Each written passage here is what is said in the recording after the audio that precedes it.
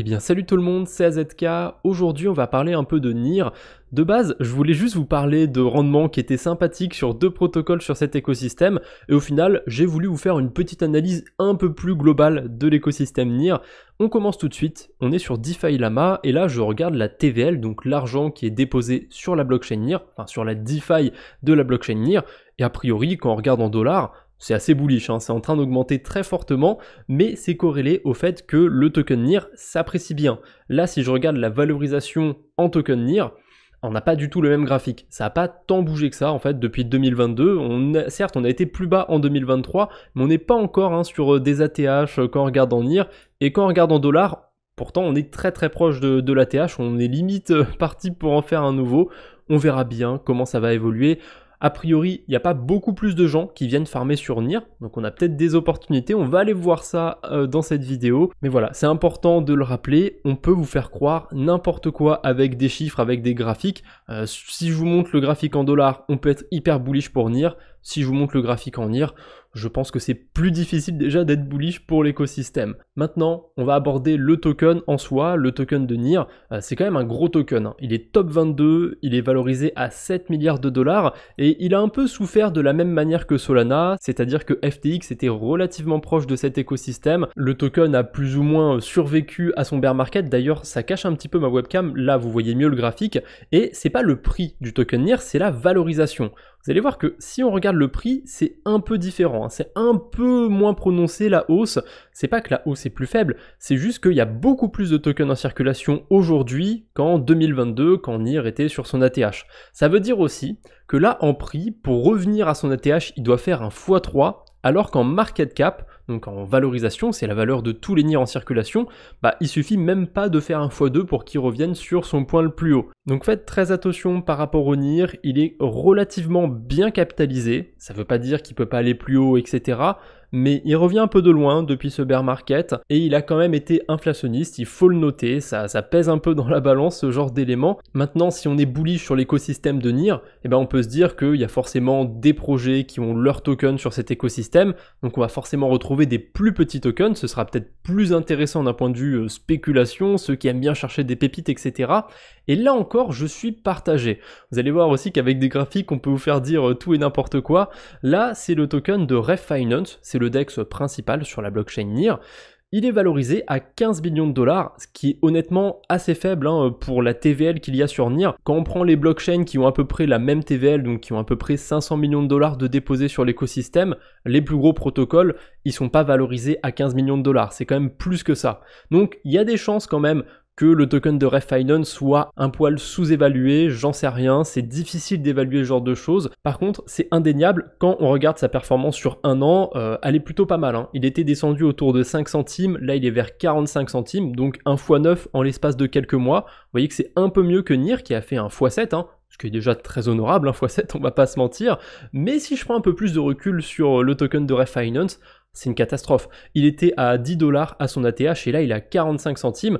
Encore une fois, c'est trompeur. Si je regarde la market cap, on n'a pas du tout le même graphique. C'est un token de DEX et les tokens de DEX en général, à leur début, ils sont méchamment inflationnistes. Ça peut être des taux d'inflation qui sont à 3 voire 4 chiffres annualisés.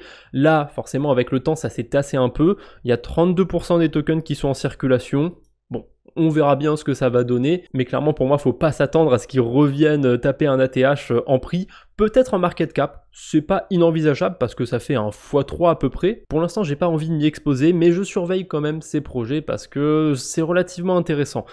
Comme je vous l'ai dit, des tokens de DEX sur des écosystèmes à 500 millions de TVL, ils sont rarement aussi peu capitalisés. Ensuite, on a le plus gros protocole de la blockchain NIR, c'est Burrow, c'est un protocole de prêt d'emprunt. Et pareil, on est sur un token qui a fait une performance incroyable depuis fin 2023. Il est passé d'environ 0,0002 dollars à plus de 1 centime. Donc ça fait quand même un x50. Là, on n'est pas sur un petit multiplicateur. Il a fait une énorme performance. Néanmoins, c'est le plus gros protocole de l'écosystème NIR et il est valorisé à 6,5 millions de dollars. Enfin, je trouve ça hyper ridicule. Alors encore une fois, peut-être que le token est sous-évalué, libre à vous de l'exprimer comme vous voulez. À mon avis, c'est surtout qu'en bear market, il a pris extrêmement cher par rapport aux autres tokens de l'écosystème NIR, parce que pour faire un x50, c'est qu'il a dû aller très bas. Et encore une fois, si on regarde en market cap et pas en prix, on n'a pas du tout le même graphique. Pour Burrow, on est clairement sur des ATH depuis 2024, alors que si je regarde le prix du token, eh ben on n'est même pas encore sur un ATH, on est à peine à la moitié, alors que quand je regarde en market cap, on est bien loin des niveaux de 2022. Hein. Le token, il est valorisé à 8, voire 10 fois plus qu'à cette époque. Et on a enfin un token un peu plus récent, c'est Linear, c'est un protocole de liquid staking. Le token a été lancé il y a pas très longtemps, en janvier 2024, et depuis janvier 2024, il a fait plus d'un x2, même un x3 si on prend le prix le plus élevé qu'il a eu. C'est pas mal. Après, on n'a pas toutes les données sur ce token, donc je sais pas combien il est valorisé exactement, mais si tous les tokens étaient en circulation, il serait valorisé à 41 millions de dollars, ce qui est pas non plus hyper faible, mais c'est pas non plus énorme, quand on sait encore une fois que le token NIR, il est valorisé à 7 milliards de dollars. C'est pas déconnant que le plus gros protocole de liquid staking soit valorisé à 40 millions de dollars, honnêtement. Maintenant, c'est bien sympa tout ça, pour utiliser NIR, il faudra quand même un wallet. J'ai fait mes recherches, j'ai essayé de connecter un ledger, j'ai galéré, j'ai pas réussi, donc j'utiliserai Sender Wallet personnellement pour utiliser la blockchain NIR. On peut connecter un ledger dessus, mais j'ai pas réussi pour ma part. Donc si vous voulez explorer un peu NIR, vous avez ce wallet, vous aurez le lien dans la description. Et on arrive enfin à la DeFi sur NIR. Qu'est-ce que je trouvais si intéressant en ce moment sur cet écosystème pour en faire une vidéo? Eh ben, on commence par le protocole de prêt et d'emprunt Burrow. On a des intérêts juste dingues sur de l'USDC et sur de l'USDT. Vous voyez qu'on a 60% d'intérêt quasiment. Tout ça, c'est sous perfusion d'intérêt en NIR. On a 56% d'intérêt en NIR en déposant des USDC, 56% en déposant des USDT.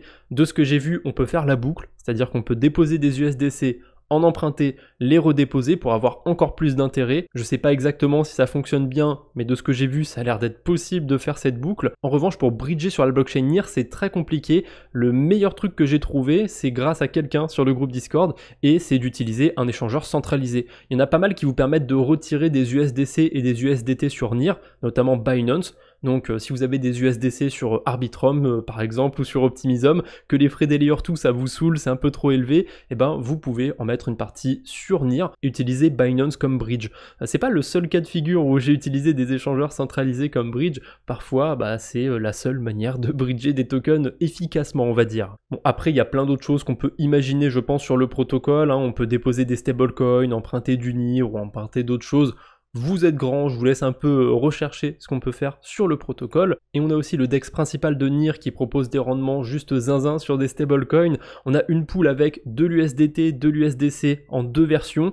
Donc les points E, c'est les versions bridgées depuis Ethereum. Et les deux autres versions, c'est les versions natives, celles qu'on va recevoir quand on fait un retrait de Binance par exemple. On a 45% d'APR sur cette pool de liquidité. On va être payé en token NIR et aussi en token du protocole Ref Finance. Ça peut être pas mal. Parce que comme je vous ai dit, Ref Finance, je le trouve un peu sous-évalué. Néanmoins, il a fait un x9. C'est pas un token que j'irai acheter. Donc avoir la possibilité d'en farmer, ça peut être pas mal. Parce que imaginez que le token fasse un x2, un x3, un x4. C'est comme si les intérêts que j'ai eu ici, ils étaient multipliés par 2, 3 ou 4. Alors je sais pas combien de pourcentage ça représente les intérêts en ref, mais s'il y a 10% par exemple d'intérêt dans le token, si le token fait x3, c'est comme si j'avais eu 30% d'intérêt. C'est pas dégueulasse, ça se prend honnêtement ce genre d'intérêt. Et on a aussi la pool Frax USDC qui a été ajoutée très récemment. Donc pour l'instant le rendement est très élevé, mais il a déjà été divisé par 10 depuis que j'ai regardé. Il va sûrement se tasser aux alentours de 40% comme l'autre pool de stablecoin.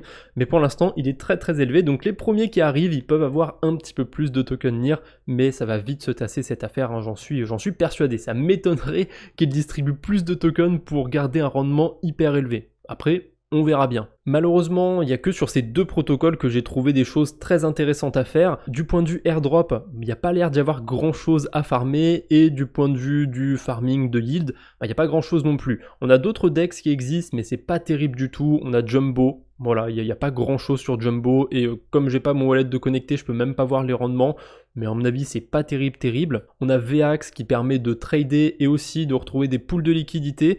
Pour l'instant, on peut pré-farmer des tokens VAX. Je suis pas sûr que ça vaille grand chose, hein, suffit de voir la TVL, bon c'est écrit en tout petit, mais la pool avec le plus d'argent déposé, elle a 400 000 $, et c'est une pool avec du NIR et du NIR staké. Ensuite on a une autre pool avec un token que je connais pas et du NIR à 100 000 $, et on a quelques pools de stablecoin avec 90 000, 40 000 par-ci, bref, il y a très peu de liquidité. Je crois qu'au total sur le protocole, il y a un peu plus d'1 million de $, c'est assez faible. Après peut-être que je suis médisant et que c'est un super move d'aller farmer des tokens sur VAX, mais j'ai pas l'impression honnêtement. Ensuite, on a plusieurs protocoles de liquid staking. On a d'abord Metapool. Pour les farmers d'airdrop, ça sert à rien, ils ont déjà leur token. Mais si ça vous intéresse, ils permettent aussi de faire du staking et du liquid staking, je crois, sur certaines blockchains. Donc on a Aurora, on a Solana, Ethereum. Je crois qu'il n'y a que sur NIR en fait qu'on a du liquid staking. Sur toutes les autres blockchains, il me semble que c'est du staking normal. Ensuite, on a Linear, donc c'est le projet dont je vous ai parlé tout à l'heure quand je regardais les tokens de l'écosystème. C'est eux qui ont le token LNR. Voilà, on a 22 millions de NIR qui sont stakés, ça représente quand même 150 millions de $. Mine de rien, il y a pas mal de monde qui va sur le liquid staking du côté de NIR. Bon, pourquoi pas. Si vous avez des tokens NIR, sachez qu'il y a du liquid staking. Et ensuite, les tokens que vous avez sur liquid staking, vous pouvez bien sûr les mettre sur Burrow, sur F-Finance. Hein.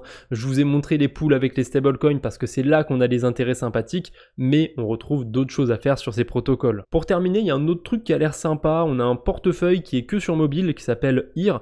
Et dessus, a priori, on peut faire du liquid staking. On a l'air d'avoir un agrégateur de DEX. Ça a l'air sympathique comme tout. J'ai pas encore testé le portefeuille, mais ça me tente bien de tester l'écosystème NIR et je pense que je testerai aussi ce portefeuille au passage. Si vous avez déjà un peu de recul dessus, n'hésitez pas à m'en faire part dans les commentaires. Voilà, c'est tout ce que j'avais pour aujourd'hui sur la blockchain NIR. Comme vous voyez, je suis un peu partagé. D'un côté, j'ai un peu envie d'être bullish parce que je trouve que certains tokens sont vachement sous-cotés quand on regarde la taille de l'écosystème NIR. C'est quand même un token et une blockchain qui sont vachement valorisés, alors que les petits projets qu'il y a sur cet écosystème, ils sont très peu valorisés. Après, est-ce que la blockchain NIR va revenir un peu sur le devant de la scène comme l'a fait sur Solana, ou alors ça a juste un peu pumpé et ça va repartir dans l'oubli le plus total? On verra bien. Allez, je vous embête pas plus pour aujourd'hui, on se retrouve bientôt j'espère, d'ici là portez-vous bien, salut tout le monde!